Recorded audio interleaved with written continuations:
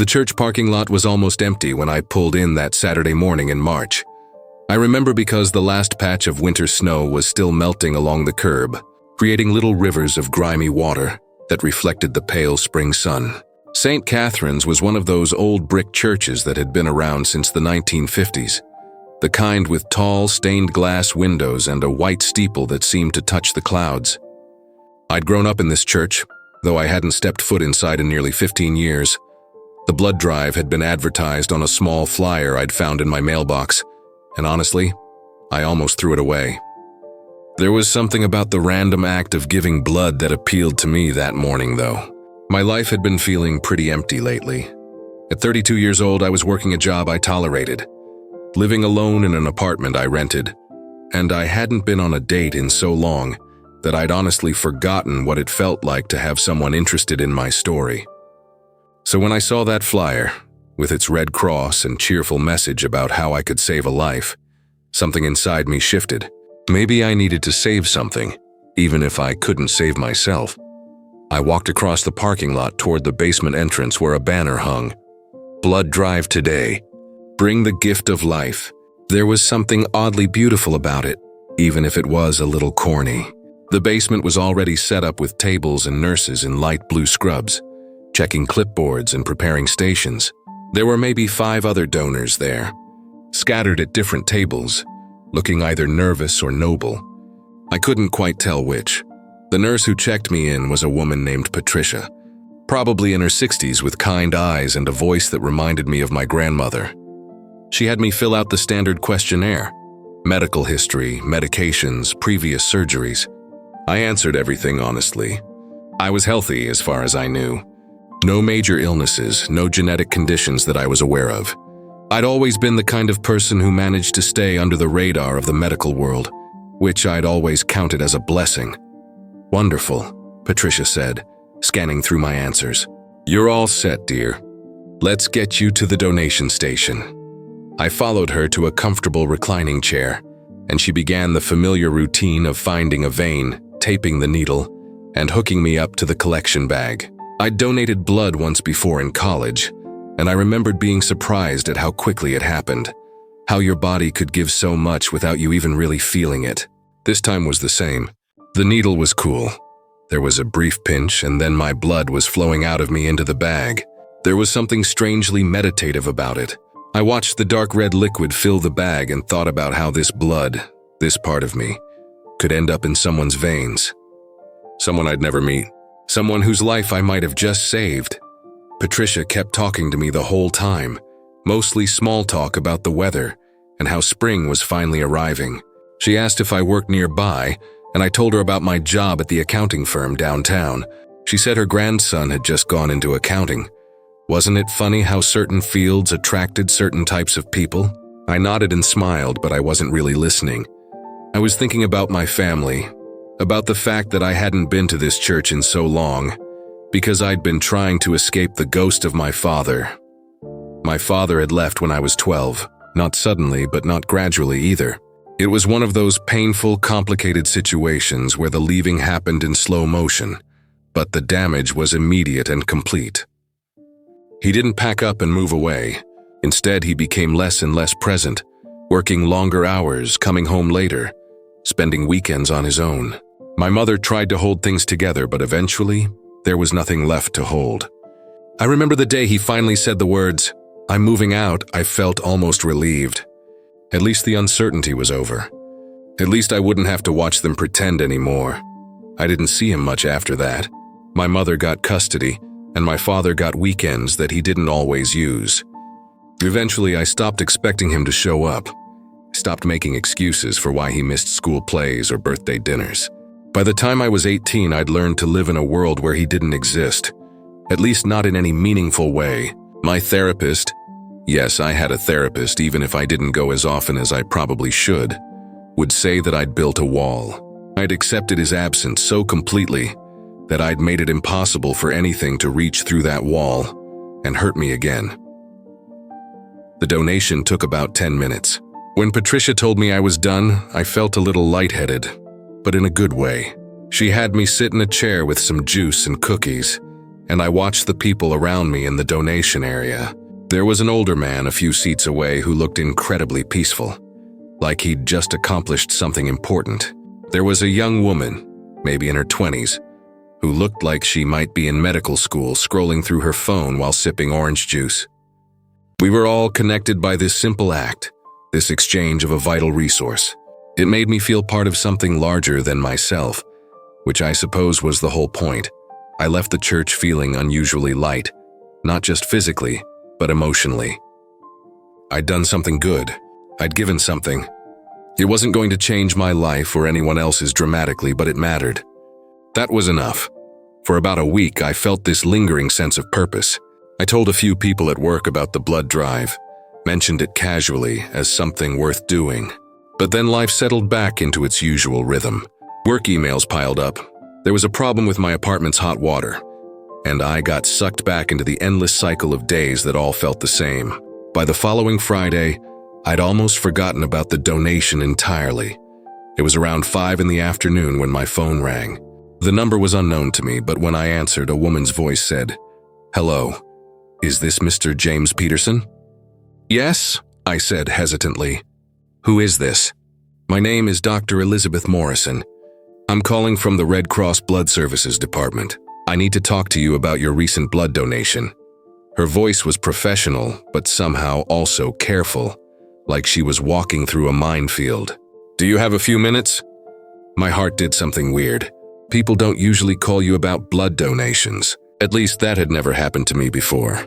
I felt a slight panic rising in my chest, wondering if something was wrong with my blood, if I had some disease that nobody had caught before. "Is something wrong?" I asked. "Is my blood?" "Your blood is fine," Dr. Morrison said quickly, which was meant to be reassuring but somehow made the situation even more mysterious. "Actually, more than fine. But I need to ask you something about your family medical history, specifically your father." The panic that had been rising in my chest froze and transformed into something else, something colder. "Something angrier. My father?" I repeated, not understanding. "Why would you need to talk to me about my father?" "Because," Dr. Morrison said carefully, "your blood contains genetic markers that are quite unusual. We've only seen this particular combination a handful of times. Before we investigate further, we need to establish whether your father had similar markers. Now, I understand this might be difficult information to find, but it's important for our research and for your medical history. Do you have any way to contact him?" I sat down on my couch, my legs suddenly feeling weak. I hadn't thought about my father in such concrete terms in so long that the question felt almost absurd. Contact him? I knew his name, of course. I knew that he was still alive, that he'd remarried, that he lived somewhere in Ohio. But contact him? That felt like asking me to bridge a gap that had grown so wide that nothing could span it. "I don't really have contact with him," I said quietly. "We haven't spoken in years." Dr. Morrison was quiet for a moment. "I see. Well, this is a bit unusual, so let me explain what we've found. In routine screening of your blood, we discovered something that suggests a potential genetic condition. It's not dangerous, at least not immediately, but it's something that warrants investigation and monitoring. We're doing research on certain genetic markers, and we believe that understanding your father's medical history could be very helpful, both for your health and for our research." "What kind of condition?" I asked, even though part of me didn't want to know. "That's what we're trying to figure out," she said. "Can I give you some time to think about it?" I know this is a lot to take in. If you can find any information about your father's medical history, or if you can get in contact with him, please call me back. It would be invaluable. She gave me her number and I wrote it down with shaking hands. After we hung up, I sat in my apartment for what felt like an hour, but was probably only 20 minutes. I stared at the number I'd written down. Dr. Elizabeth Morrison, Red Cross Blood Services. And I felt like the universe had just reached down and pulled the rug out from under me. I hadn't wanted to think about my father. I'd done such a good job of compartmentalizing him, of putting him into a box and locking it away, that the thought of having to engage with him now felt genuinely intrusive. But Dr. Morrison's words kept echoing in my mind. A genetic condition, unusual markers, Worth investigating. That night, I didn't sleep well. I lay in bed, staring at the ceiling. And for the first time in years, I thought about my father as a person rather than as an absence. What did I even know about him? What did I remember? His voice, which had gotten softer and more distant over time. His laugh, which I realized I couldn't quite remember accurately anymore. The way he used to make pancakes on Sunday mornings before everything fell apart. The Christmas when I was 10, and he'd surprised me with a bicycle I'd been desperately wanting, and we'd rode around the neighborhood together. And I'd felt like I was flying. And then I thought about all the things I'd missed. The games he didn't attend. The graduations he wasn't there for. The moments when I'd wanted to ask him for advice or just to hear his voice. And I'd chosen not to because the old wounds were still too fresh. I'd been so angry at him for so long that I'd forgotten that anger requires energy. I'd forgotten how much space he'd taken up in my life just by being absent. The next morning, I called my mother.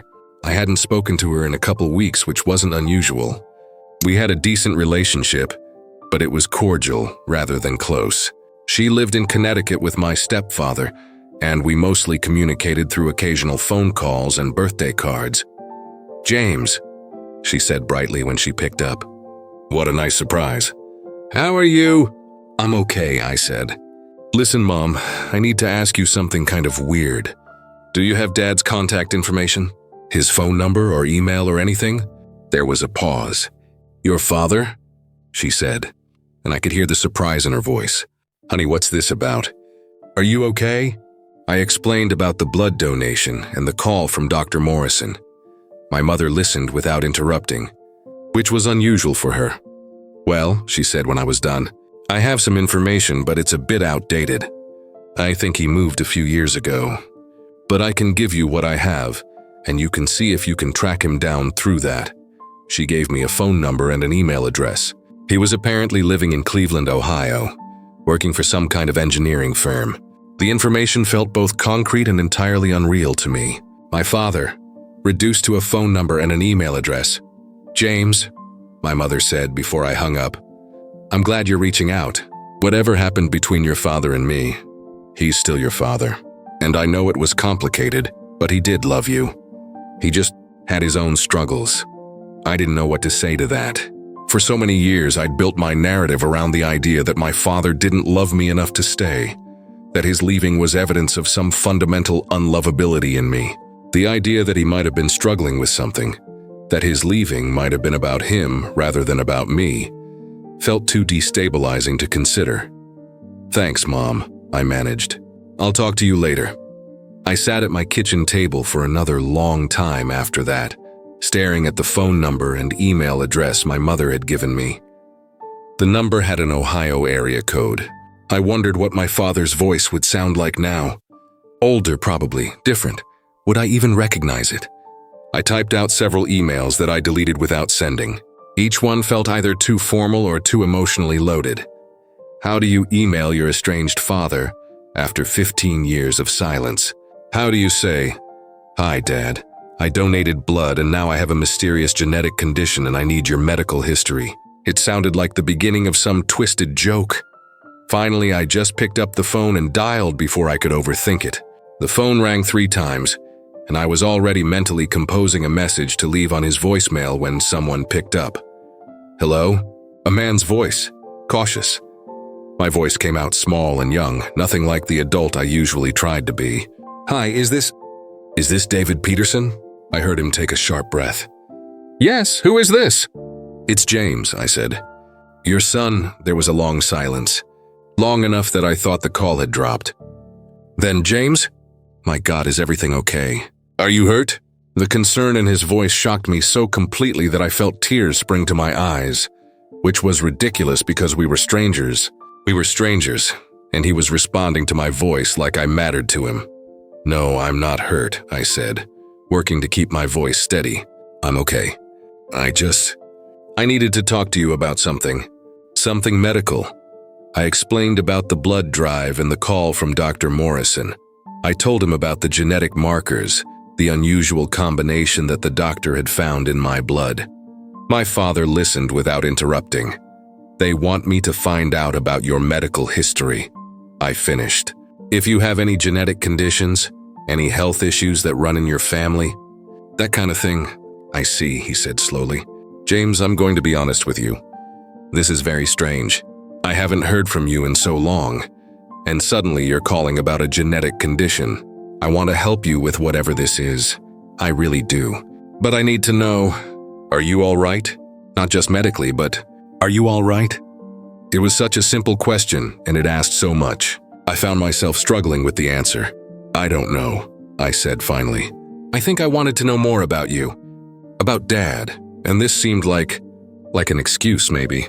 A reason to call, another silence. Then I heard what might have been a laugh, or might have been a choked sound. Well, he said, that's something at least. Listen, I have a lot of health information here. I have medical records, but I don't want to just read them to you over the phone. I want to. Can we meet? I know that's probably asking a lot, but James, I would really like to see you. My heart was pounding. Meeting my father meant confronting something I'd spent 15 years avoiding. It meant stepping out from behind the wall I'd built. Okay, I heard myself say. Where do you live? Cleveland, he said. But I can drive to meet you somewhere halfway if that's easier. We arranged to meet in a small town called Mansfield, Ohio, about halfway between where I lived in upstate New York and Cleveland. The meeting was set for the following Saturday. After we hung up, I felt absolutely drained, like I'd just run a marathon on emotional energy I didn't know I had. The week leading up to the meeting was surreal. I found myself vacillating between extreme anxiety and strange excitement. I told a few friends what was happening, and they gave me the range of advice you'd expect. My closest friend Marcus said I was brave. My coworker Jennifer said I was crazy for agreeing to meet a man who'd abandoned me. My therapist, whom I actually did call for an emergency session, said this was an opportunity for growth and healing if I approached it with an open mind. I kept trying to picture what my father would look like now. It had been 15 years since I'd last seen him in person, and we were both different people now. I was a man in my early 30s, independent and somewhat cynical. He would be in his early 60s, probably grayer, maybe heavier or thinner. I tried to remember if he had a particular laugh or a distinctive way of moving, and I realized I'd let those memories fade so completely that I couldn't conjure them anymore. On the Saturday of the meeting, I drove for 4 hours through rain and light snow, watching the landscape gradually flatten as I moved toward Ohio. I checked into a small hotel in Mansfield and sat in my room for 3 hours, changing clothes multiple times, unable to settle my nerves. Finally, at 2 in the afternoon, I drove to the coffee shop we'd agreed to meet at. He was already there. I recognized him the moment I walked in, even though his face was almost unrecognizable from the one I remembered. He was older, yes, but more than that. He looked tired in a way that seemed to go deeper than just age. He had less hair than I remembered, and what remained was mostly gray. He was sitting at a table in the corner, a cup of coffee in front of him, and he was watching the door as if he'd been doing nothing but wait for me to walk through it for the last 15 years. When our eyes met, something happened inside me that I can't quite describe. It wasn't forgiveness exactly. It wasn't warmth either, or at least not immediately. It was recognition. It was the sudden, undeniable awareness that this man and I shared something essential, something that no amount of time or distance could erase. We shared DNA, we shared history, we shared a story that neither of us had wanted to write. James, he said, standing up. He didn't try to hug me, which I appreciated. Thank you for coming. Yeah, I said, sitting down across from him. I guess I needed to. We started with small talk, which was both comforting and excruciating. He told me about his work, about his wife Catherine and her 2 children from a previous marriage, about the house they lived in. I told him about my job, my apartment, the bare outlines of a life that probably sounded as empty to him as it felt to me in the telling. We were 2 strangers trying to find a common language. Finally, he said, I brought the medical records. He pulled a folder out of his briefcase. There are some things you should know. Some things I should have told you a long time ago. What kind of things? I asked. My father took a deep breath. When I was your age, I started having health problems. Problems that nobody could quite figure out. I was having episodes where I would feel extremely fatigued, where my joints would ache, and I'd get these strange fevers. It went on for years before anyone figured out what was actually happening. Turns out, I have a rare genetic condition called familial Mediterranean fever. It's genetic, which means it runs in families. Which means you might have it too. I felt my stomach drop. How bad is it? I asked. Not as bad as it could be, he said carefully. Especially if you know you have it and you can manage it. But it's something that needs to be monitored. It's something that requires medication and lifestyle changes and regular checkups. It's not a death sentence, but it is something that changes your life. And you never told me? I heard myself say, and there was an edge to my voice now. You never told me about this? I could have had years to prepare, to understand. You're right, my father said immediately. You're absolutely right. I should have told you. I should have told you so many things. But the truth is, I didn't handle my own diagnosis well. I was angry at it, and I was angry at the world. And I let that anger poison everything around me, including my marriage and my relationship with you. I'm not telling you this to excuse what I did. I'm telling you this because you deserve the truth. I sat back in my chair trying to process this. My father had been sick. My father had been struggling with something medical that I'd never even known about. And somehow I had inherited it. This condition, this genetic inheritance that connected us whether we wanted it to or not. Tell me more about the condition, I said. Tell me what it's like to have it, and he did. He told me about the episodes, the unpredictability of them, the way they had shaped his life. He told me about the medications, the dietary changes, the monitoring that was required. He told me about how, when he was first diagnosed, he'd felt like his body had betrayed him, and he'd handled that betrayal by betraying everyone around him. He'd pushed away my mother. He'd been distant with me. He'd let his illness become an excuse for his failures as a husband and a father. But over time, he said, I learned how to manage it. I learned that the condition doesn't define me, that I'm more than just my illness. And I learned how to live with myself again. I got help, therapy, medication adjustment, a wife who understands and supports me. I learned how to love again and to forgive myself. Why didn't you try to see me after you figured all that out? I asked. Why did you let me grow up thinking my father didn't want me? My father's eyes filled with tears, and I realized that I'd never seen my father cry before. Not even once, because I was ashamed, he said quietly. I was ashamed of who I'd been, and I was afraid that you hated me, and I didn't know how to bridge that gap.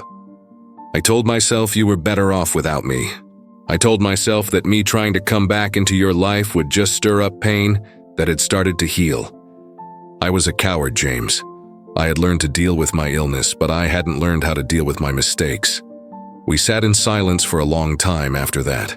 The coffee shop around us continued its existence. People came and went. The espresso machine hissed. Someone's child dropped a glass and staff rushed to clean it up. But we were in our own bubble, my father and I, existing in a space that had been empty for 15 years and was now suddenly full. I need to be honest with you about something, I said finally. When I got that call from the doctor, my first reaction wasn't concern about my health. My first reaction was anger, that my father had suddenly come back into my life through my own genetics. I felt like even the cells in my body were conspiring against me to make me deal with you. I understand, he said. But then, I continued, I thought about the blood I donated. I thought about giving something of myself to people I'd never meet. And I realized that I was tired of being angry. I was tired of carrying around this hurt like it was some kind of medal I'd earned for suffering. And I thought that maybe it was time to try something different. My father reached across the table and took my hand.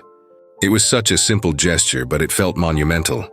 His hand was warm, and his grip was gentle. And I felt like the wall I'd spent 15 years building was suddenly, unexpectedly crumbling. I know I can't make up for the time we lost, he said. I know I can't erase the hurt I caused you, but I want to try if you'll let me. I want to know my son. I want to be part of your life. We talked for 5 more hours. We ordered sandwiches and more coffee. My father told me about his life since my parents had separated, the struggles and the victories, the things he'd learned about himself. I told him about my life, about my job and my struggles with finding meaning in my own therapy work. We talked about my mother, about family history, about genetics and medicine, and what it meant to carry something in your body that could betray you at any moment. And somewhere in that conversation, something shifted inside me. I didn't suddenly forgive him for everything. I didn't suddenly transform into a son who'd never been hurt, but I did begin to see him as a human being, rather than as a failure or a villain in the story of my life. I began to understand that my pain and his pain were not separate things. They were connected, woven together by genetics and circumstance and the simple human failure to communicate until it's too late. When I finally left the coffee shop that evening, my father and I had made plans. I would go to the doctor in my town and get tested for familial Mediterranean fever. He would have his medical records sent to me. We would talk on the phone every Sunday, and we would try to see each other in person at least once a month. These seemed like small things, but they felt enormous. The drive back to New York was different from the drive to Ohio. I felt lighter somehow. Or maybe not lighter. Maybe I felt heavier, but in a good way. Like I was carrying something important rather than trying to carry nothing and calling it strength. 2 weeks later, I received my diagnosis. I did have familial Mediterranean fever. The genetic markers that Dr. Morrison had found in my blood were the key to the puzzle. I wasn't sick right now, the doctor told me, but I would need to manage the condition, take medication, make lifestyle changes. And yes, Dr. Morrison had been right. This was important information for my medical future. But it was also important information for my emotional future, because now I understood something about my father that I'd never understood before. I understood that he hadn't left because of me. He'd left because he was sick and scared and didn't know how to ask for help. I started medication, and I started making dietary changes. I learned about my condition and what to expect. But more importantly, I started rebuilding my relationship with my father. We talked every Sunday, sometimes for hours. I told him about my doctor visits, about my medication adjustments, about how I was learning to listen to my body in a way I never had before. He told me about his experiences, about the things he'd learned over decades of managing his condition. And then, 3 months after our first meeting, my father had an episode. A bad one. He ended up in the hospital with fever and severe joint pain. Catherine called me on a Tuesday morning to tell me that he'd been admitted, and my heart stopped. I took the first flight I could get to Cleveland. I remember sitting on that plane, staring out the window at the clouds below, and thinking about how fragile our lives really are, how quickly something can change, how you can go from thinking you have time to fix things to realizing that time might not be guaranteed. My father looked small in the hospital bed, vulnerable in a way that made me think of him differently again.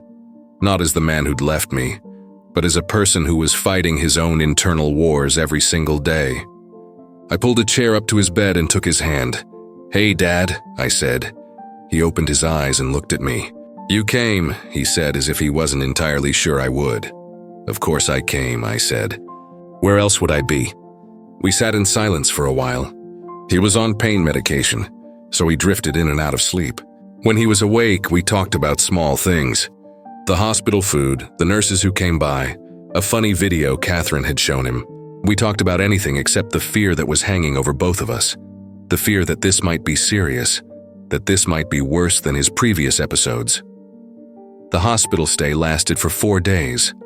By the 4th day, my father was improving, becoming more alert and more himself. On the morning they were going to discharge him, I sat with him while he ate breakfast. "James," he said, setting down his fork, "I need to tell you something." "Okay," I said. "What?" "I've been thinking a lot about my life," he said. "About the choices I made and the consequences of those choices. And I've realized that the best thing that's happened to me in a very long time is getting you back. I know we have a lot of history to work through, and I know I don't deserve another chance, but getting this chance anyway feels like a gift I didn't earn." I felt tears starting to form, which was unusual for me. I'm not typically an emotional person, but my father seemed to have a way of bringing things to the surface that I usually kept buried. "I'm glad you're my father," I said. "I'm glad we didn't just let the distance become permanent." He squeezed my hand. "Me too, son. Me too." 3 months after my father's hospitalization, I was working late at my office when the same doctor who'd called me months earlier called again, Dr. Morrison. But this time, the call was different. "Mr. Peterson," she said, "I'm calling with some really exciting news. Do you remember the genetic markers we found in your blood when you donated?" "Yes," I said, confused. "I was diagnosed with familial Mediterranean fever. I thought we'd already figured out the issue." "We did," she said. "But here's where it gets interesting.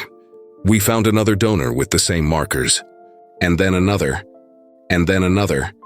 We've discovered that these particular genetic markers, while rare individually, might actually indicate a predisposition to a certain type of immunity to a serious illness.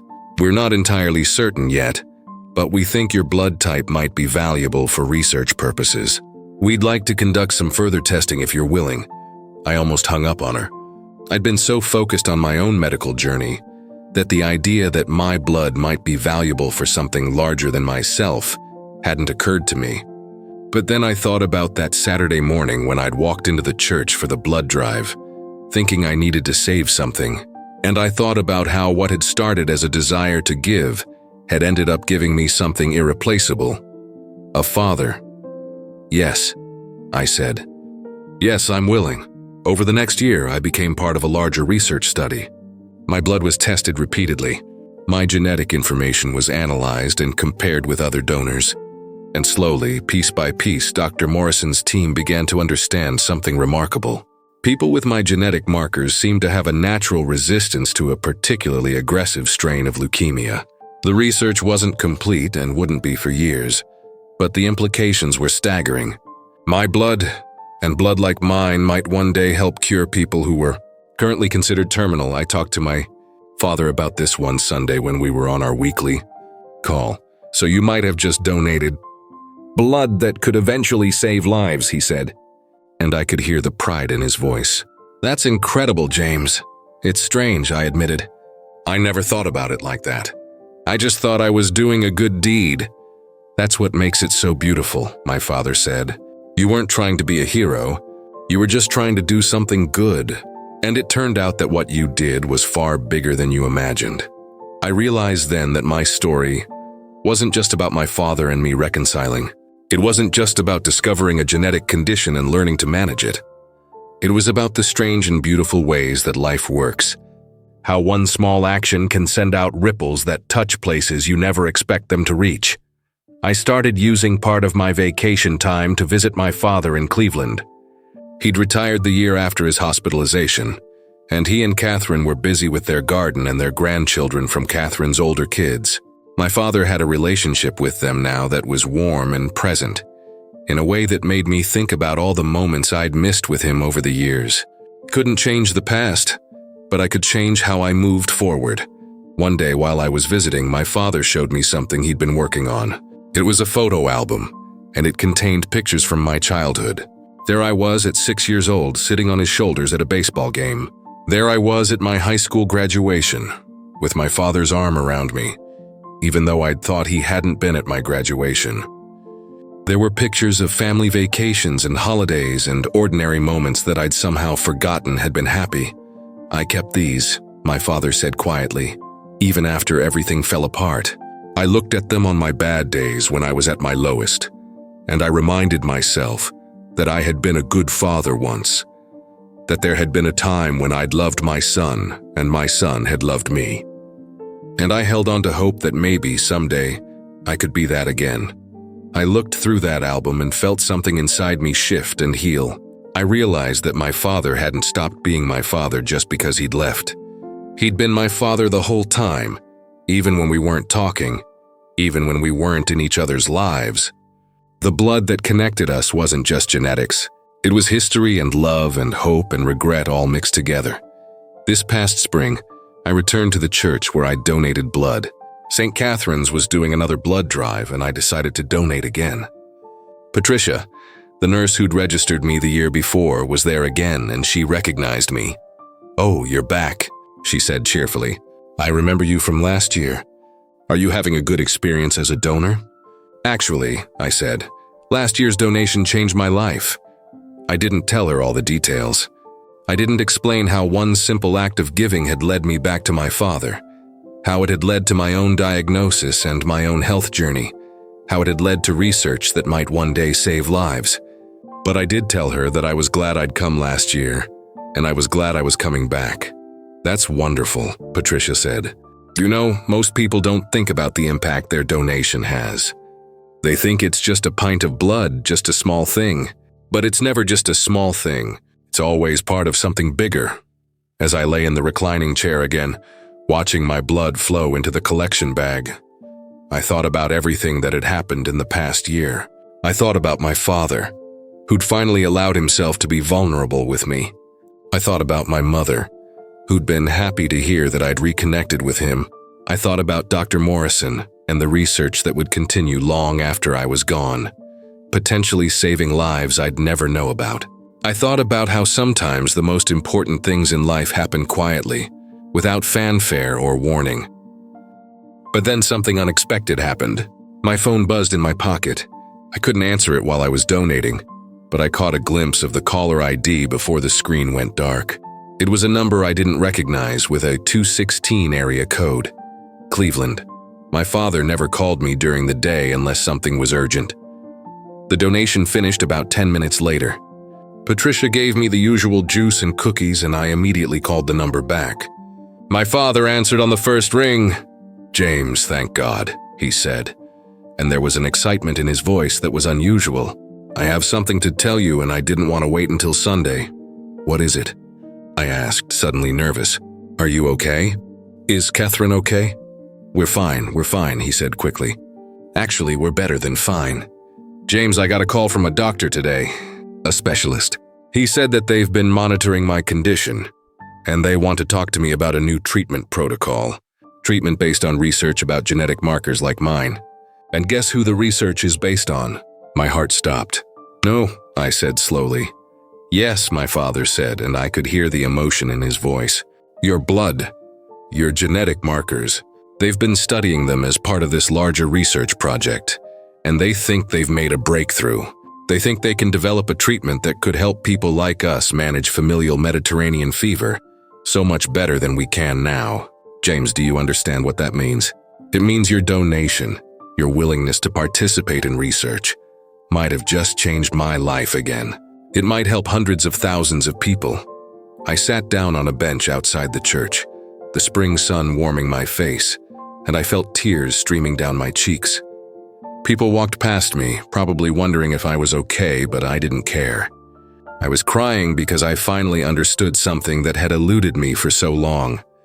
I was crying because sometimes the things we do without any expectation of reward come back to bless us in ways we could never have anticipated. I was crying because my father and I were alive and we'd found our way back to each other. And now it seemed like there was a possibility that others might be saved from the suffering we'd both experienced. "This is incredible," I managed to say. "This is absolutely incredible, Dad." "I know," he said. "And James, I want you to know something. I want you to know that I'm proud of you. I'm proud of who you've become, and I'm proud that you're my son. And I'm grateful. I'm so grateful that you decided to donate that blood, that you decided to give something of yourself to strangers, because in doing that you changed my life." After we hung up, I sat there for a long time. I called my therapist and left a message about scheduling an appointment, because I had so much to process. I called Marcus, my best friend, and told him the news. I called my mother and heard the joy in her voice when she realized that her ex-husband and her son had not only reconnected, but were on a path towards something healing and meaningful. But mostly, I just sat there and thought about the journey that had brought me here. I thought about how differently this could all have turned out. If I hadn't picked up that flyer, if I'd decided not to donate, if I'd refused to call my father, if I'd let my anger and hurt keep me locked away from the possibility of connection. So many small choices that had led to this moment. Over the next several months, my father underwent the new treatment protocol. It was experimental, but it showed remarkable promise. Within weeks, he was experiencing fewer and less severe episodes. Within a few months, he reported having more energy than he'd had in years. His quality of life improved dramatically. He started traveling with Catherine, something they'd talked about doing but had been hesitant to do, when his condition was less controlled. He started volunteering at a local hospital, sharing his story with other patients who'd been newly diagnosed with familial Mediterranean fever. I flew out to Cleveland to visit him during his treatment, and I watched my father become more and more himself. Not the sick, struggling man I'd met at that coffee shop a year earlier, but also not just the ghost of the father I'd known in childhood. He was something new. He was a man who'd been broken and had been put back together, and he was stronger for it. During one of those visits, we went to the harbor in Cleveland. We walked along the water, and my father told me stories about his own childhood, about his parents and the things they'd struggled with. He told me about the day he'd realized that his father had passed down more than just genes. He'd passed down patterns of behavior, ways of coping that weren't always healthy. He told me about the work he'd done to break those patterns and to become a different kind of man, a different kind of father. "I can't undo the past," he said, watching the water. "I can't go back and be there for all the moments I missed. But I can be here now, and I can make sure that whatever I pass down to you from this point forward is something good, something worth passing on." I looked at my father, this man who'd failed me and hurt me, but who'd also worked so hard to become someone better. And I realized that forgiveness wasn't about forgetting. It wasn't about pretending the hurt didn't happen. Forgiveness was about choosing to see the whole person, not just the parts that had wounded you. Forgiveness was about understanding that every person is doing the best they can with the tools they have. And sometimes people fail, not because they're bad, but because they don't have the tools they need. That September, I received a formal letter from Dr. Morrison and the research team. The preliminary results of their study were being presented at a major medical conference, and they wanted to acknowledge me as a key contributor. They explained that the genetic markers found in my blood had been instrumental in developing the new treatment protocol that had shown such promise in early testing. They invited me to attend the conference if I wanted to hear the presentation in person. I sat in that presentation room with my father beside me, watching Dr. Morrison present years of research that traced back to my simple decision to donate blood. She spoke about the genetics of familial Mediterranean fever, about the groundbreaking implications of understanding certain genetic markers, about the patients whose lives were being changed by the new treatment protocol. And when she mentioned the original donor whose blood had been the key to understanding this genetic subset, she specifically called out my name. I felt my father reach over and squeeze my hand. When I looked at him, his eyes were wet with tears. After the presentation, there was a reception. A woman came up to me, probably in her 50s, with kind eyes and a sense of presence that immediately made me trust her. She introduced herself as Eleanor, and she told me something that changed my perspective on everything. "I have familial Mediterranean fever," she said.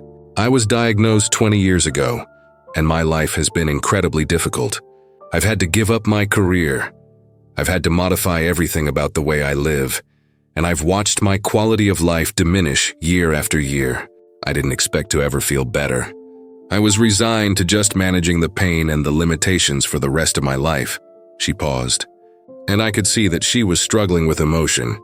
"But 3 months ago, I was accepted into a trial for this new treatment protocol," she continued. "And I'm here to tell you that my life has changed.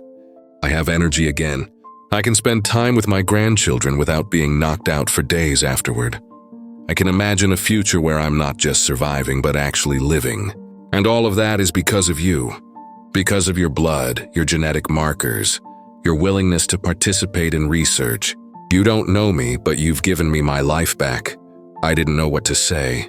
I reached out and hugged this woman I'd never met before, and we both cried. My father put his arm around both of us, and for a moment, it felt like we weren't just 3 strangers brought together by genetics and research.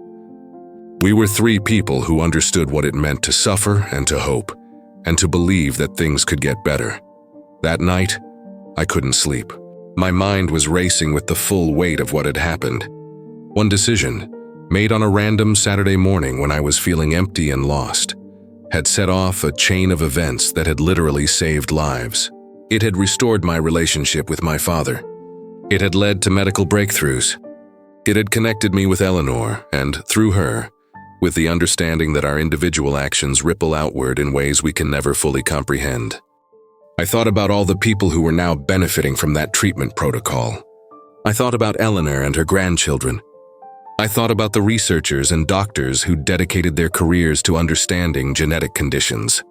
I thought about my father, who'd spent so many years isolated by his illness and was now finding connection and purpose through his recovery. But most of all, I thought about the universe, if I believed in that sort of thing, and how it seemed to work in mysterious ways. How it took my pain and my father's pain and transformed it into something that could help so many others. How it took one simple act of giving and expanded it into something magnificent. The following year brought more changes. My father's health continued to improve, and he became an advocate for genetic research and for familial Mediterranean fever awareness. He started a support group for people newly diagnosed with the condition, drawing on his own experience to help others navigate their diagnosis and treatment. My mother and my father started to have coffee together occasionally, which surprised me, but also felt like a natural next step in all of our healing. They'd never be a couple again, but they could be two people who'd loved each other once and had hurt each other, and were now choosing to move beyond that. I changed jobs. I left the accounting firm and started working for a nonprofit that did medical research advocacy. My work now involved helping connect donors with research projects and helping people understand the importance of genetic research. I found myself thinking often about that moment when Dr. Morrison first called me, and how I'd felt invaded by my own genetics, how I'd felt like the universe was conspiring against me. Now I understood that everything, even the things that felt wrong or intrusive at the time, was actually part of a larger pattern. 2 years after my first blood donation at St. Catherine's, I donated blood there again. Patricia was still there, still checking in donors with the same warm efficiency. I told her that I was back, and she smiled and said she remembered me. The young man who'd said that his donation had changed his life. I'm even more convinced of that now, I told her. This time, when I donated, I made sure to tell Patricia my story. I told her about my father and the genetic condition we shared. I told her about the research and the breakthrough, and the lives that had been saved. I told her about Eleanor, and how one act of giving had transformed into something so much larger than itself. And I watched Patricia's face as she listened, and I saw her understanding something that I'd come to understand. Every donation matters. Every person matters. Every act of giving, no matter how small it might seem in the moment, has the potential to change the world. When I left the church that afternoon, I felt a sense of peace that I'd rarely felt in my life. I wasn't the same person I'd been 2 years earlier. I was more whole now, more integrated. The parts of me that had been fractured and separated, the anger at my father, the grief at his absence, the isolation I'd built to protect myself, had all been brought back together. Not perfectly, not without scars, but genuinely and authentically back together. I drove to my parents' house. That's how I'd started thinking of it. As my parents' house, because somehow my mother and father had found a way to be parents to me again, together, even if they weren't together. My mother was making dinner, and my father was setting the table. It was such an ordinary scene, the kind of scene that families everywhere engage in every day. But for me, it was extraordinary. It was a scene that I'd never thought I'd have again, and here it was being offered to me a second time. James. My mother called out when I arrived. Perfect timing. Dinner's almost ready. We sat down to eat and we talked about our weeks. My father told us about the support group and a man he'd met who'd been recently diagnosed and who was struggling with accepting his condition. My mother told us about her work at the library where she now worked part-time. I told them about a donor I'd talked to at work who'd been nervous about giving blood for the first time, and how I'd been able to encourage them by sharing my own story. And then, as we were finishing dinner, my father reached over and took my hand. He looked at my mother and then back at me. I just want to say, he began, and I could hear the emotion in his voice, that I'm thankful. I'm thankful for this, for you both, for the chance to be a family again. I know I don't deserve this. I know I've done things that made this seem impossible, but here we are anyway. And I'm grateful every single day. My mother reached over and put her hand on top of our joined hands. "We're grateful too," she said, looking at me.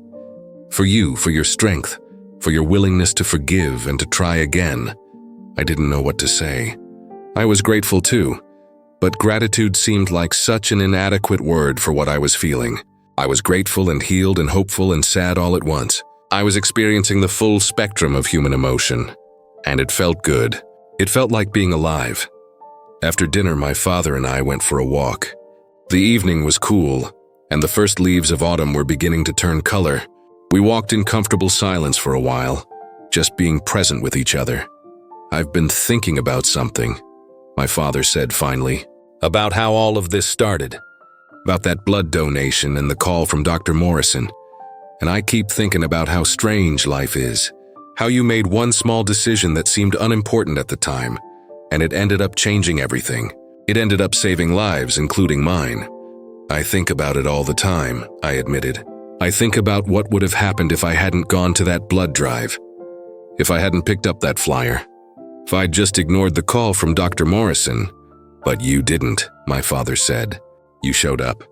You gave something of yourself, and even when it was difficult, even when it meant confronting me and our history, you kept showing up. That's who you are, James. That's the kind of man you've become." We walked a little further, and then my father said something that I'll remember for the rest of my life.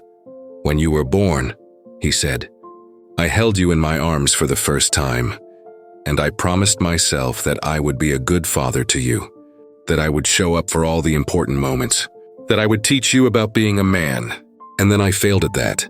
I broke that promise in ways that hurt you deeply. I've carried that regret with me for 15 years. He paused, and I could see that he was struggling with the weight of his words.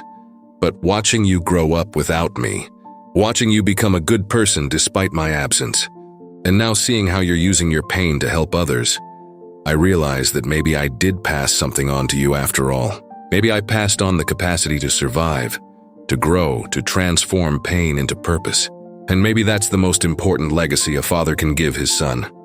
I felt tears streaming down my face again. I felt them not as a sign of weakness, but as evidence of a heart that was finally, truly open. We stood there on that street as the sun set, my father and I, two people who'd been broken and had found a way to put themselves back together. Not in the exact same form they'd been before, but in a new way that was stronger for having been broken. When I got home that night, I received an email from Dr. Morrison. The long-term results of the treatment protocol were being compiled, and they were remarkable. 372 patients had now been treated with the protocol. The success rate was 94%. People were experiencing significant improvements in their quality of life, reduction in symptoms, and increased lifespan expectations. And the email said something that made me reread it several times to make sure I was understanding it correctly. "Your genetic contribution to this research has been invaluable. We've identified 17 different genetic variations within the markers you provided that have led to more targeted and effective treatments. We believe that your blood type and genetic profile will continue to be important for developing even more effective treatments in the future. On behalf of the entire research team, and all of the patients who have benefited from this work, thank you." I sat at my desk reading that email over and over, and I thought about my journey. I thought about that Saturday morning when I'd felt empty and lost, and had decided to donate blood anyway. I thought about that call from Dr. Morrison that had felt like an invasion, but had actually been an invitation. I thought about the coffee shop meeting with my father, about the hospital visit, about Eleanor and all the other people whose lives had been touched by this research. I thought about how sometimes the most important things happen, not because we plan them, but because we're willing to show up, to give, to try again even when it's hard. The truth is, still have familial Mediterranean fever. I probably always will. I still take medication. I still have episodes where I don't feel well, where my body reminds me that I'm carrying something within me that could betray me. But I've learned that having a condition doesn't have to define your life, doesn't have to limit who you are or what you can become. It can actually be the catalyst for growth and healing and connection. And my father still struggles sometimes. He still has bad days, but he also has good days now, more good days than bad. And he spends those good days building connections and helping others and being present in my life and my mother's life. He's not the man he was before, but he's also not the man he was during those years of isolation and distance. He's become someone new, someone who understands his own limitations and works within them, someone who isn't afraid to admit when he's struggled and to ask for help. As I sit here now, reflecting on everything that's happened, I'm struck by how much one small decision can matter, how much one moment of vulnerability can lead to unexpected healing, how much one person's willingness to give can ripple outward and touch so many other lives. I think about the people watching this story, and I wonder if you recognize yourselves in my journey. I wonder if you too have been hurt by someone you loved. I wonder if you too have built walls to protect yourself from further pain. I wonder if you too are ready to take the risk of letting those walls down, of opening your heart again, of believing that connection is possible even after disconnection. If you're out there, struggling with the aftermath of a broken relationship or a broken trust, I want you to know something. You don't have to fix everything today. You don't have to immediately forgive or reconcile or heal. But what you can do is take one small step. You can reach out. You can give something of yourself. You can show up for the possibility of connection. And you might be surprised at where that one small step leads. I'm grateful for you watching this story, for taking the time to hear about my journey. If this resonated with you, if any part of it touched something in your heart, I'd love to hear from you in the comments below. Share your own story of healing, of reconnection, of finding purpose in unexpected places, like this video, because every interaction helps us continue to share these stories with people who need to hear them. And subscribe to the channel so that you don't miss future stories about the ways that connection, compassion, and a willingness to be vulnerable can transform our lives and the lives of those around us. Thank you for being here, and I hope that wherever your journey takes you, it leads you toward healing and hope.